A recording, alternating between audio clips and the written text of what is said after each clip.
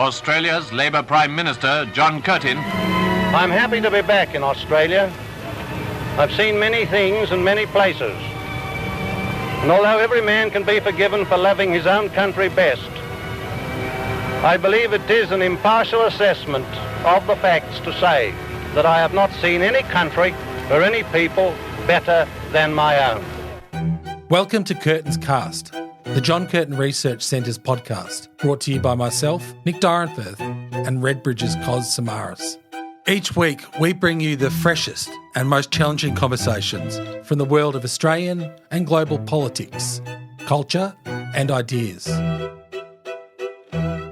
G'day, Curtinistas. Welcome back to Curtin's Cast, the John Curtin Research Centre's podcast of politics, culture and ideas and people. I'm joined by my co-host, Redbridge head honcho, Samaras, a JCRC board member. How are you, Cozzy, on this chilly Monday morning? It is Melbourne. It's a bit grey and depressing. We're joined by another excellent friend of the John Curtin Research Centre, Gerard Dwyer, who is National Secretary Treasurer of the Shop Distributive and Allied Employees Association, SDA for short, or Shoppies.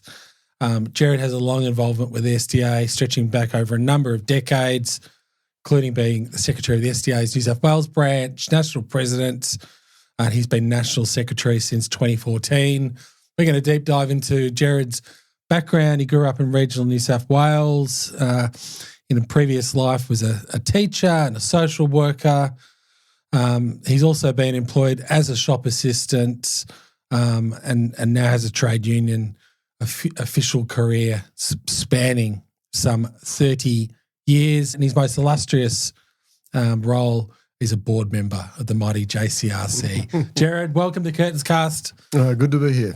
Very good. Gerard, tell us about growing up. You grew up in regional New South Wales. Was there politics around the dinner table? What drew you to trade unionism and Labor Party activism? Was it nurture or nature? Probably a bit of both, Nick. Yes, we did talk politics at the dinner table. I grew up on a farm in a small sort of farming community, but my mum grew up in a very much a Labor town, an abattoir town called Casino. So, you know, inside the family, lots of Labor voters, lots of National Party voters, and it was generally, that was all pretty cool. But the one thing that Dad never liked was people from the Liberal Party, right? So if you weren't in the Liberal Party, you were fine, because I guess it's when you look back, I probably didn't understand it at the time, but it's that sort of community consciousness that both Labor and the Nats sort of had in the regional centres. Not sure that's still quite the case with the Nats more broadly, but it was very much the case then. And yeah, there were lots of heated arguments at the dinner table and in and around the paddocks and with neighbours. It was it was good. Conversation was always atypical for regional Australia, really, back then. You think about it, most regional towns were either focused around sort of blue-collar industries, farming communities, and the politics kind of fluctuated between Nationals and Labor. Pretty common. Yeah. Well, Labor was, Don Day was a Minister for Agriculture in the Rand government. He was our local member. But, you know, it's where Casino sits in any electorate. It'll carry Labor. It's Labor booth, but when the boundaries change, you'll get a change in seats.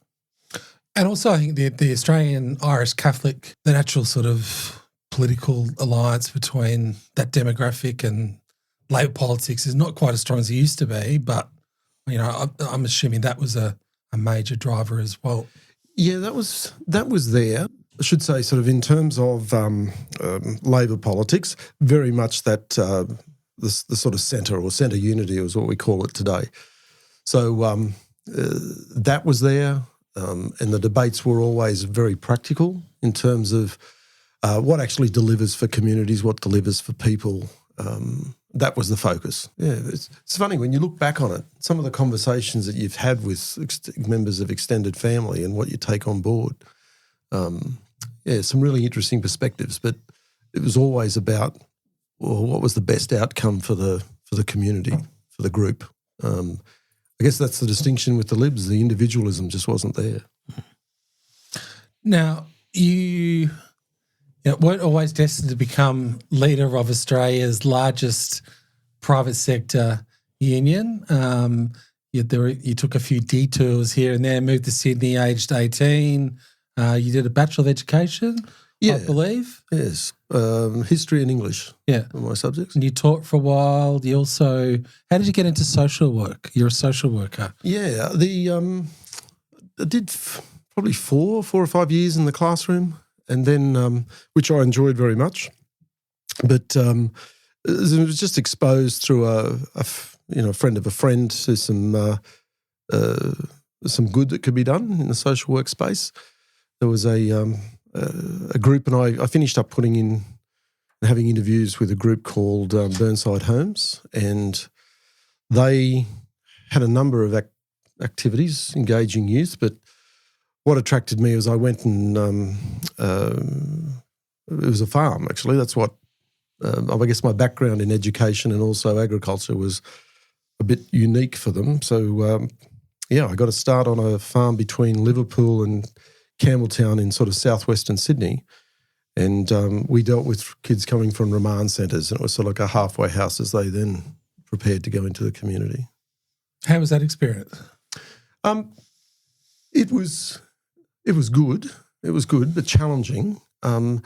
Challenging not so much with the kids, but where things were at and the consistency, and lots of good people wanting to do lots of good things for people that have been injured. Quite frankly, they're quite damaged young kids, teenagers, 13, 14s, 15s, but kids that had done it tough. Lots of good intentions, but sometimes I just got a bit frustrated with the system and some of the follow through. Social service, it's a big area, and it's a hard area, I think, to work out and get right. But anyway, though, was the work that we're doing was quite good. So there was another sliding doors moment, Gerard. What could have been your great dream as you coughed up to me, I think a couple of years ago, you once dreamed of being a jockey. I did. And if anyone, you'll see you'll see some of the video clips here. Gerard's body not quite cut out for the career of a jockey. No, it's listen, I grew up with horses. I can't even remember learning to ride. So I certainly could ride before I started primary school, or thought I could ride, I guess. But I could stay on. And I just loved horses. I was on them sometimes every day of a week, and certainly no less than sort of 4 or 5 days a week. And I always wanted to be a jockey, and then I just got too big. So, Dad used to entertain my fantasy. I guess he thought he could see what was going to happen, but anyway, it would have been good. I would have liked to have done that. That's right. My son dreams of being a YouTube sensation. I don't think that's going to happen. And I've looked into Micah's future, and it ain't going to happen. But you also worked in retail. Bottle shops. Bottle shop whilst you were studying. Yeah. And I've actually a couple of my first placements were maternity leave placements and things like that. So I kept it going even when I was teaching. I was in the bottle shops and. Enjoyed bottle shops. The product knowledge is, something you could always work on. I still try and work on that in a different way. But it was good. Bottle shops fun. People in bottle shops are usually pretty engaging, and they're out there. And it can get. The sad thing though is it's always a little bit rough. Sometimes at the end of the shift at night. Not the sort of customers that you wanted, right. But unfortunately, it's actually got far much worse than when I was in the bottle shops. We're going to come to that. And the spike in abuse of retail workers, which has been, SDA have been on this for a decade, but the issue seems to be becoming more severe and growing. I too worked in retail liquor for a decade. It was fun, but you're right. It could be challenging at times. There was some violence. It wasn't always the safest environment. But I can tell you one thing, Cozzy, it was good to be a member of the SDA. There you go. We were well. I've been a member of the AMW for about 35 years and still to this day. So, different union. How did you get involved with the SDA, the shoppies, Gerard? Was it? So you obviously had some exposure there. I'm assuming working in retail. Yeah. It's I guess the bigger influence on me was labour history. I'd studied history, and I was interested in the way that our system works. Okay, in terms of the democracy that we're really lucky to live in, I in between, it was after the Burnside Homes thing. I put in an application, and a guy called Joe de Bruyn interviewed me, and I was actually working as a builder's labourer for a brief time, and a load of bricks came and we had to stay back, and I almost had to cancel the interview with Joe, but I couldn't go home to get changed. So sort of went in, dirt from head to toe, and I had to apologise. And as it turned out, Joe thought that was quite impressive in terms of having some dirt on you. So anyway, the interview went well. I got a start. And it's over 35 years ago now. You started off in organising? Yeah, I used to organise, again, around southwestern Sydney, Liverpool and Campbelltown. The city's grown now. If you go there today, you'll have an organiser on top of both major population centres. But back then, Liverpool was the start of the area. It was the edge of the city back then, wasn't it? Yeah, there was a lot of open space between Liverpool and Campbelltown. But it was on the road there, and I did go off there to the UK for family reasons with my wife for 2 years, and I took unpaid leave. I went over there and worked in local government for the London Borough of Camden. That was an interesting experience, a great experience actually. Worked in Physical Disabilities Resource Group, and came back, and I'd been gone a bit longer than I had intended. And but anyway, I rang up and made some inquiries, and Joe saw me again, and I kicked off again. Had a different area, but was on the road again for a few years, and then moved into I think workers' comp was my first role in the office. But yeah, they were good years on the road. Seems to be continuing there, like people, their welfare, dignity of work, seems to be a continuum there through education, social work, that work in local governments, and then, of course, unionism, which is the ultimate form of, protecting people's dignity at work and their human status. Yeah, all of that's very important to me. I need to work with people. I don't think... as an organiser on the road, you get very used to your own company, right? Which is, again, always, I'm quite happy working alone, but in the jobs I've had, you're actually never really working alone. You're even as an organiser, you're going around and talking to shop stewards, talking to the members.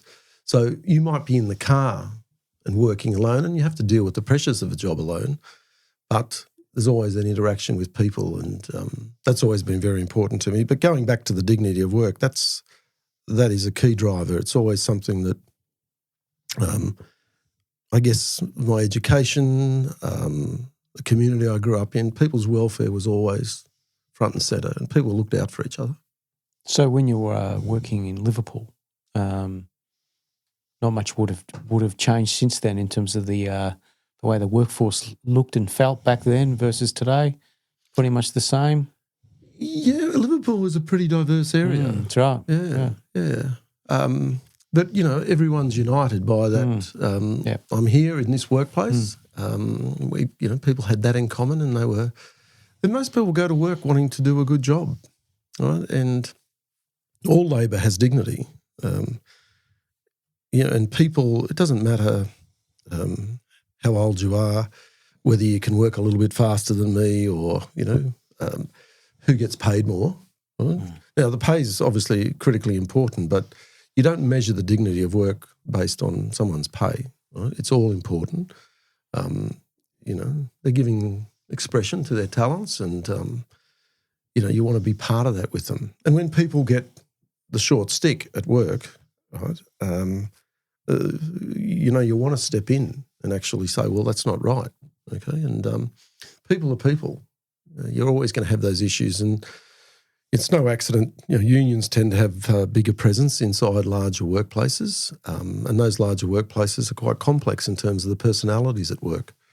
But most people can sense what the fair go is, and when someone doesn't get a fair go, that's where we come in. And the first port of call in our workplaces would often be the shop steward or the delegate.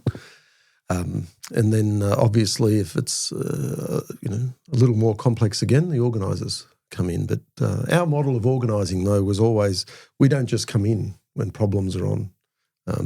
Our organisers are expected to be in workplaces every day of the week and making sure that in their route across their area, they're in workplaces regularly. Our people want to see us, and I know that's not the model that every union has. Different industries, that's fine. But our people want to see their organiser, and they want to know that we're around. I think that's really important. But again, it's the engagement with people. That's what drives me. Yes, and your people give us a sense. Not everyone understands. The SDA's kind of it's Australia's largest private sector union. The base of your union are young people, aren't they? Yeah, we're probably not as young as people think we are. Yeah. Right. What would the average? What's the average age? Yeah. Well, you go into there are some branches that would have 40% in that sort of under 30 bracket, but I know when I was in the New South Wales branch, and things haven't changed that much since then, but we were on the other side of 35 for our median age member, and because our union, we cover retail, which has got a wide cross section in ages. Fast food, yes, and they are younger, but it's also it's just the sheer turnover in fast food. You never get your density that high. But then in warehouses, we've got multitudes of workers in our warehouses that are over 50. Do you think over time, since you've been working the age of the retail worker, for those listening, we're talking about probably on the floor in Woolworths or Coles, has gotten a bit older? Yes, it has. It has because and retail is always one of those industries where you haven't got significant entry barriers. Yeah. Right? So, and if I'm looking for people have a change in their working life or their life changes, right? Particularly if kids come along and they want to sort of access fewer hours, maybe hours between school, you'll see them increasingly go into retail. So it has got a little older. Yeah, as anecdotally, where I live, which is Melbourne's outer suburbs, over the last 10 years, I would say that the type of workforce, you used to always just see young people there. Now it's a lot more older, middle-aged than elderly people actually serving and just maintaining the shop floor. Yeah. You've been through quite a lot the last few years. COVID, the COVID experience. That must have been an exhausting experience, Gerard. I can see the energy drain from your face just thinking about it. COVID was so hard in retail. We finished up with a two-speed industry, as people probably understand. We had heaps of non-essential retail got closed down, and we had to deal with a whole lot of people having been stood down.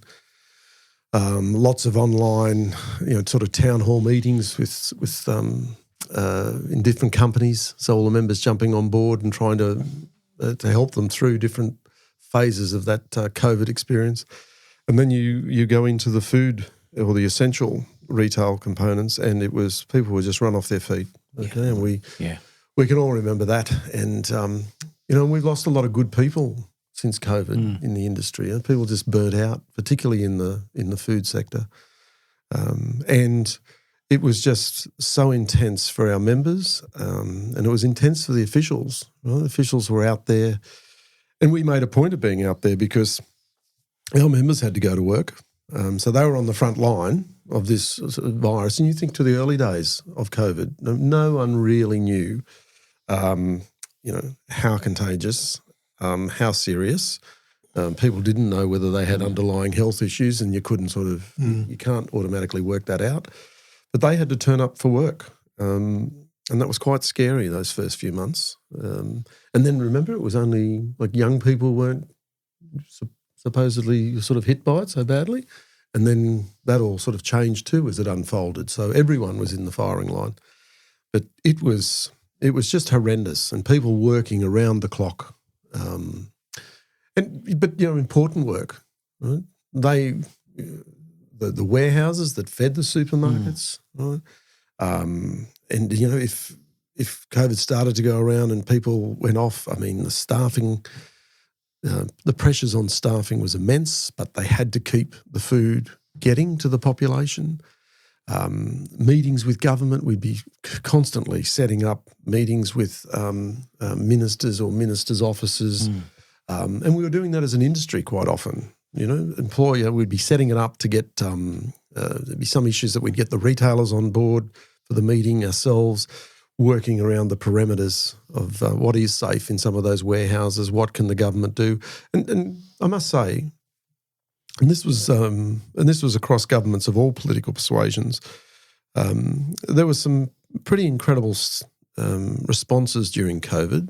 I can remember one where the government stepped in and made sure that the vaccines would actually go to some of those industrial areas, like they took like vaccine units out so that people could get their shots quickly, and the sort of things that kept it going, right? Because right across the community, everyone was under sort of strain. Some people you talk to COVID, and they were out of the workforce for all that time. Just in the industries that we cover, people were at work, and it was intense. It's it was a very strong awakening for, I would say, Western society in terms of realising just how fragile our supply lines are and how important the workforce that maintains that supply line is. Yes, and how essential. Yeah, right? absolutely. People that, let's be honest, like people can sometimes look down That's at right. our industry in terms of, why would you want to work in retail? Well, we're very proud of our industry. It is a hard industry to work in, but it's an industry where you do get to engage with the population, who most of whom are good fun to be with. Right, it's a certain percentage we have a problem with, but it's we're essential workers, and they never worked that out until COVID. That's right. One of the other things which COVID exposed to, I remember the early days. There were sort of shortages. Toilet paper was being rationed, and there had customers scrambling towards get it, and that spilled over sometimes in towards violence and abuse towards shop workers. And I think it's fair to say today we have an epidemic of customer abuse, which spills over into violent physical assault. I know that the SDA have been banging this drum, I think, since the early to mid 2010s. That's correct. It's with the campaign slogan, which you've worked with some of the large employers, I think Coles and Woolies. No one deserves a serve. You've been working on this for 10 years. COVID accelerated it, and it's a really big issue at the moment. I know it's occupying a lot of your time. It does, and we've Like we've been in the field surveying regularly since 2017, and the disappointing thing is we've actually haven't been able to move the dial on incidence rates. So we bounce around. 85% of retail workers have suffered verbal abuse in the last 12 months. And we've just, and yes, sure, it's we did through our campaign give people a green light to actually report, and that wasn't going on before. So there's more reporting now. We accept that, but it is a bit frustrating that we haven't moved the dial down. And unfortunately, the figures in relation to physical violence have pretty well doubled. Right, so we had single digits. We're now in the double digits, and by those I mean people who are either hit or have an item thrown at them that might give them a gash. But the physical violence has almost doubled, and that's a real concern. And do you think it's a product of, when you say doubling, it's after the pandemic? That has been since the pandemic. So the 85% incident rate there for verbal abuse, that was before the pandemic. That's right. Right? And that hasn't changed much. But it's the physical violence. Physical violence. That's the one that's gone up. And, I think the problem we're facing as a society is that everyone finished with that pandemic. Government's job probably should have been a bit more attentive to deal with the psychological ramifications from those lockdowns and that incident. And I think, you're seeing violence in in the workplace where your members obviously are every day. And we're seeing that across a whole range of other areas in terms of mental anguish, anger, lashing out, road rage. Yeah, for some it's the frontline workers in our industry and a host of others. People think now it's just fair game to unload on them. Yeah. And it's not. But, it's if we can target some of the repeat offenders, that's where we can actually see results, okay? If you can get if you hit the repeat offenders in a certain area, you can drop your incident rate by 30 to 60% almost overnight, okay? So there are people out there who are targeting. Right? They're targeting retail workers. They're targeting people who might drive buses, right? But it's quite deliberate. And if we can actually get things in place to stop them coming into our workplaces, that will be an enormous benefit. That's those repeat offenders. Do you think they are located in particular parts of our large cities, or? No, we don't see no patterns. No. We just know that the repeat offender is a target group that if you can get some controls in place, like the workplace protection orders in the ACT, which is the first jurisdiction to put that in place, we've seen a dramatic impact. Right. Okay, in terms of for the first time a breakthrough, and you can actually see the figures go down. The other thing that people are looking at, and it can be a little bit controversial, and we understand why, and that is the facial recognition technology. And of course, the general public has got a right to actually understand, well, okay, what's going on here when I go in to shop at store X? Well, if the public, though, are put on notice about the use of the cameras, if there's guarantees about the destruction of that data, because if you're not a repeat offender, no one's got the right to store that visual image of you. But if you've got that destruction of data in place, it's independently verified, and the public is on notice that it's in use on these premises. I'm old enough to remember when the CCTVs in the city started to come out, and that was controversial. And now people go straight to that when there's an incident. They want to know, okay, who's got it on CCTV? There is technology where the facial recognition technology can identify a repeat offender and alert management almost simultaneously. Yeah. So that's available in other countries at the moment. Well, and the technology that as I understand it here, your image is taken sort of there for a microsecond, and then it's gone. It only stops if you're a repeat offender. That's right. Yes. But that is data, and it needs to be handled properly, and that means having it destroyed and having that destruction of that independently verified. But they're the sort of guardrails that we need around this sort of technology, and if you've got them, it can be a tool for good and actually help keep our workers safe.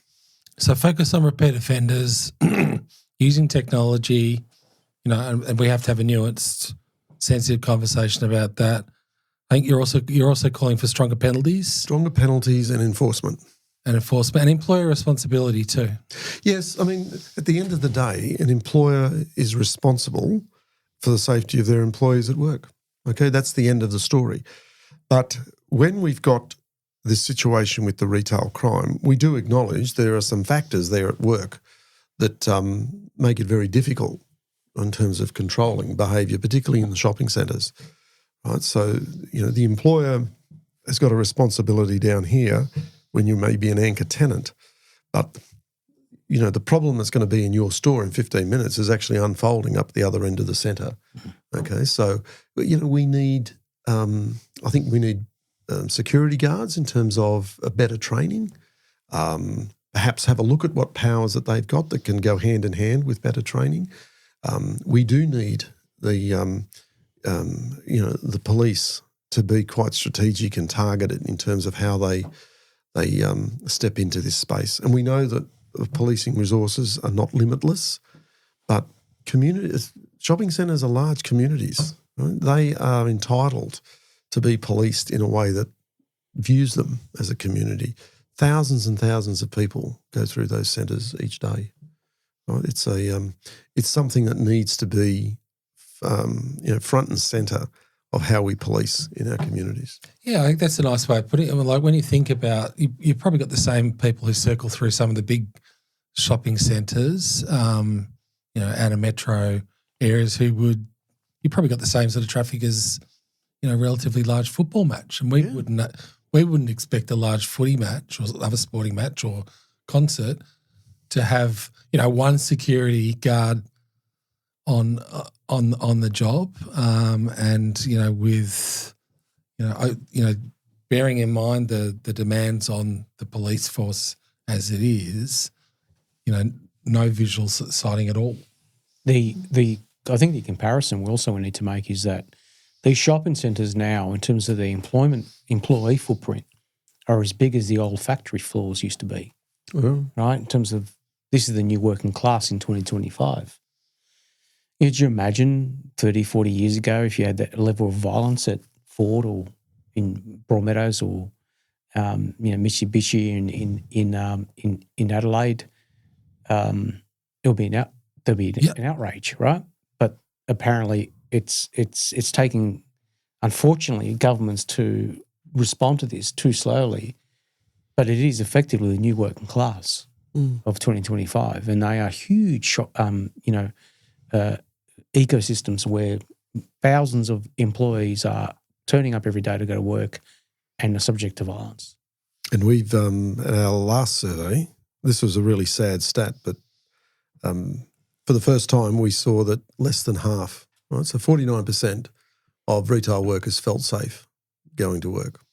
Now, there's not many occupations that you get up and more than half of them don't feel safe going to work. So, this is a huge problem, and we just need to be coming at it from multiple angles. Yeah, I mean, I think Cos has hit the nail on the head there. And what other field of employment would we accept people half of the workforce not feeling safe? Whether it's an office worker, someone on the manufacturing factory floor, construction, not feeling safe, being yelled at, abused, we wouldn't accept it. Part of the reason why we have such a slow response to this is because there is a perception that this particular part of the Australian workforce doesn't have any political power. My counter argument to that will be all they do. If you look at the social network of those who work in the retail sector, it isn't just the employees; it's their spouses, it's their family. We're talking about millions of Australians here. If you expand that social network, so if you're in the business of politics and governing, you need to get your skates on and actually address this problem, because millions of Australians want you to fix it. I'm almost convinced that in Victoria, I would say a very significant part of the mindset the Victorian public have about crime comes out of retail. Mm. If you were to plug that hole for a quick policy response, you will fix a very big political problem very quickly. Mm. And so retail is such a it's a real cross section of Australian society. You know, we spoke before there about maybe older people coming back into the industry. You know, there's in the hardware chains, that's quite regular. Someone might finish their trade, come off the tools, and they go, and because they've got good product knowledge, right down to the kid that's starting their first job, right, in fast food. And you're right, they're all connected. Yeah. Right? They're connected to family, they're connected to their community, their sporting clubs. What goes on in retail gets talked about. That's right. Around the footy fields and the netball fields at weekends. It's and that's one of the powers of the industry. It's so representative of our complete society. Yes. Now, another issue where people, I think, you know, stepping back objectively, would say this is not quite right is the issue of junior pay rates, which is, I think you've just walked out of Fair Work Australia earlier today, Gerard. Yes, our case started today. Your case has started today, big piece of work. You're pushing to reform outdated junior pay classifications, which, you know, unfairly penalise young workers who are doing the same work as an older colleague, but because of their age, they're getting paid less. Yep, it's we are so focused on bringing an end to this junior rates regime. And our case today is we've said publicly is it's about ensuring that adults who work in our industry get paid adult wages. An 18-year-old today, it's about $8 an hour less, right, that they get paid than someone who's 21. Now, on some shifts, that 18 or 19-year-old can actually be supervising people in their 20s, right?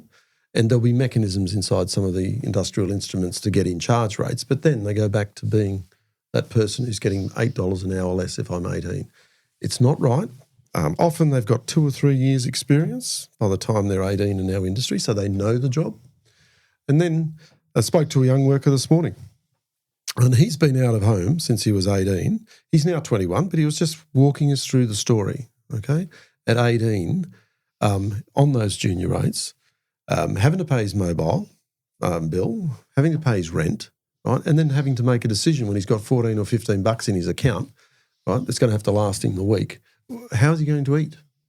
Right? This is a real pressure on young people, and there isn't any justification, right? They can vote when they're 18. They can drive. They can drive. They can enter licensed premises. Right? So they're an adult, except when they go into work in retail or fast food, they're told, well, no, in here you're not. And yet, so we're going to give you a discount on your wage. But they don't get any discount when they're filling the car up with petrol. They don't get any discount when they're paying the rent. Right? It's not right. It's not right. And you know, we yes, the case starts today. It's I think it finishes in November. Right, we've got a few more hearing dates into mid-November, and then we'll hopefully get a decision that brings an end to this. Do you have a sense of where the general public is at on this issue? Well, there have been some sort of straw polls done at different times, and what keeps coming back is sort of 70% of the people think we're on the right track.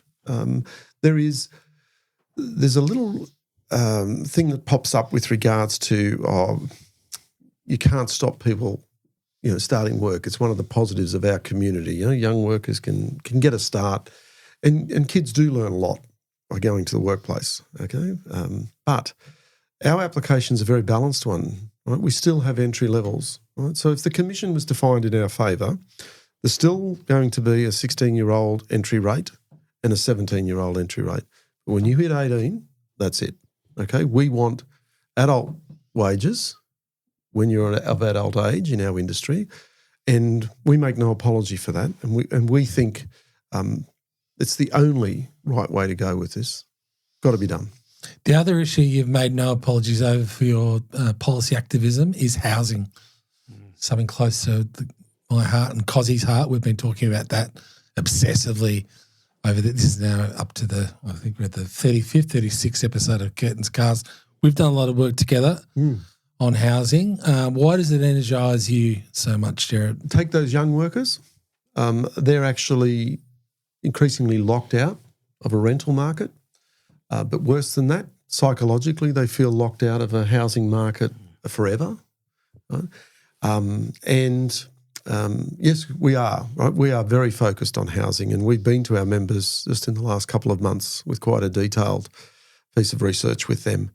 And this is not a good story for us, okay? We've the most concerning stat in those results was that about only half of our over 55-year-old members own their own home. Only half. Is there a gender split there as well? No. That's just a simple age-based outcome. And if you look at that over 55 age group across the community, home ownership is actually getting close to 80%. Okay, at ours, right, it's half. That's right. Low income, middle-aged Australians are the quiet. When I want to talk about quiet Australians here, the real quiet I Australians. haven't heard that phrase for a while, That's right. But this is the real quiet Australians, right? These are people who are in the. This is why I asked a question about how the age of the workforce is changing. Because in my neck of the woods, that's the thing we're seeing, which is they're a lot older. They're in retail. They are renting, and we're also seeing the political anxiety that the most acute amongst 50-year-olds who have come to the realisation they're working in retail, they're still renting, they're not going to own a home, and they're going to retire as renters. And that just absolutely petrifies them. And it is. You've got a right to be scared because our retirement system is built on pillars, right? And one of those pillars is home ownership. Right. And you've got your super and your pension. And these guys they are looking at that. When you're over 55, retirement is coming at a rate of knots towards you. So the first generation post-boomers, Gen X, this is the group we're talking about. So, and we see them overrepresented in the One Nation vote at the moment. So in the outer suburbs, peri-urban areas and the regions who work in these type of industries but are also renting. Yeah. The other issue which is animating, I think, many of your members, retail workers, something which COS has been big on, and we're doing some work with you on artificial intelligence and the future of work. What are your members telling you about AI?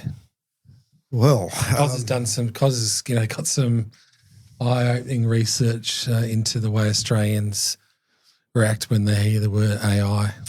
It ain't positive. No. And I'll start with the industry in the broad.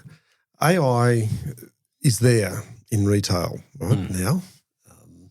Consumers would see it, okay, and some of the technology that you might use to when you're engaging with a retailer.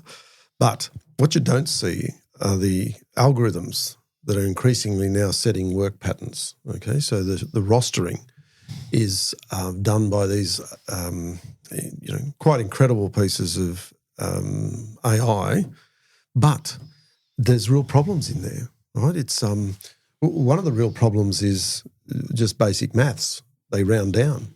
So if I say your task is going to take 2.4 people to do that task, well, you've just got 2 people, right? The 0.4 gets dropped off, and that you now multiply that across a whole large workplace, department by department, you've got an understaffing issue.